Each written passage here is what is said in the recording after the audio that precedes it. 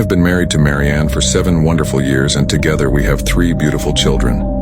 The joy I felt at their births still sends shivers of excitement down my spine. Recently, since our last date night on July 18th, 2023, I've noticed Marianne wearing a red ribbon on her wrist. It seemed unusual, but I didn't think much of it until the day I discovered the shocking truth behind it. I'm 35, and Marianne is 32. One evening I came home from work early, and as I walked in, Marianne greeted me with a slight grin, tightening the ribbon around her wrist. "Honey, you're back from work," she said. I replied, "Hi, babe. The office was a bit crowded today, so my boss let me come home early." Just then, a disgusting stench hit me, making me gag. It was coming from where Marianne sat. "Babe, what is that smell?" I asked, pinching my nose in disgust. "Oh, nothing," she replied a few moments later. Curiosity got the better of me, and I noticed the red ribbon was stained. Without warning, I pulled it off. What I saw underneath was the most vile thing I've ever witnessed. Beneath the ribbon, bits of torn flesh were rotting, with maggots swarming her hand. I shrieked and ran out of the room, barfing in the bathroom. Now, as I write this post, she is banging on the bathroom door, begging me to open it. What should I do?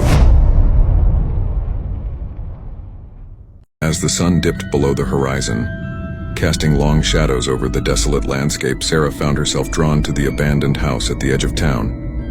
Whispers of its dark past had always intrigued her, but tonight, an inexplicable force seemed to pull her inside. The air grew colder as she stepped through the creaking door, the faint scent of decay assaulting her senses. Her flashlight flickered, casting eerie beams across the dust-laden furniture and peeling wallpaper. Suddenly, the light went out, plunging her into darkness. Heart pounding, she fumbled for her phone, but it slipped from her grasp, clattering to the floor. As she reached down, she felt a cold, bony hand clamp around her wrist. She gasped, trying to pull away, but the grip tightened. A low, guttural whisper echoed in her ear. "You shouldn't have come here." She screamed, yanking free and stumbling toward the door, only to find it sealed shut. The whisper grew louder, more menacing, as unseen hands clawed at her, dragging her deeper into the house. Her screams echoed in the empty night, unheard by anyone, as she was pulled into the darkness, her fate sealed within the house's cursed walls. My wife has a removable face. I've never seen what lies beneath it, but my best friend has. Samantha told me on our 3rd date. We were watching a movie when I tried to kiss her. She stopped me and said, "I have a removable face." I thought it was a joke, but she showed me a barely visible seam along her jawline. She explained that she had to remove and disinfect her face daily, and I must never look at her real face. We dated, moved in together, and got married. Our relationship was mostly normal, except for her nightly routine. I was always curious about her real face, but respected her privacy. Once I told my best friend Chris about it during my bachelor party. He couldn't believe it, and suggested setting up a camera to see her real face, but I refused. Years later, Chris visited us. I had to make a work call, and Samantha went to clean her face. Moments later, I heard screams. Chris had picked the lock and seen her real face. He was stabbing his eyes and had gone mad. We called an ambulance, and Chris ended up in a psychiatric hospital. Samantha and I have been struggling since. Despite the horror of what happened to Chris, my curiosity about her real face has only grown stronger.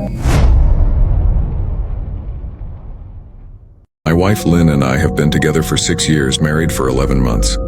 Our relationship has always been normal, with no signs of odd behavior from her. Lynn is kind, intelligent, and no nonsense, not one for pranks or horror. She even struggled to watch half of The Shining with me once. 2 months ago, I saw her peeking at me from around a corner as I rushed out the door for work. It startled me, but she laughed it off, and I thought she was just being playful.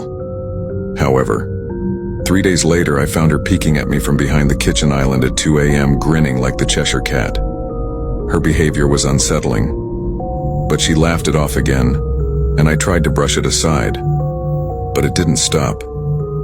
She began peeking at me from behind the couch, curtains, and even from inside a trunk. One night, while I was showering, she peeked from behind the curtain with a terrifying grin, her makeup running down her cheeks.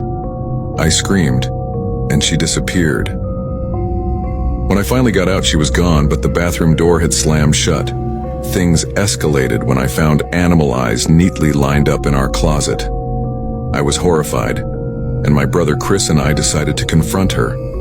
As we searched the house, we found her hiding under our bed, grinning manically. She attacked me with a shard of glass, and we barely escaped, calling the police as we fled. I've been staying at a motel, terrified and unsure of what to do next. Lynn's behavior has become increasingly erratic and dangerous, and I'm worried about her mental state. Despite our love, I don't feel safe around her anymore.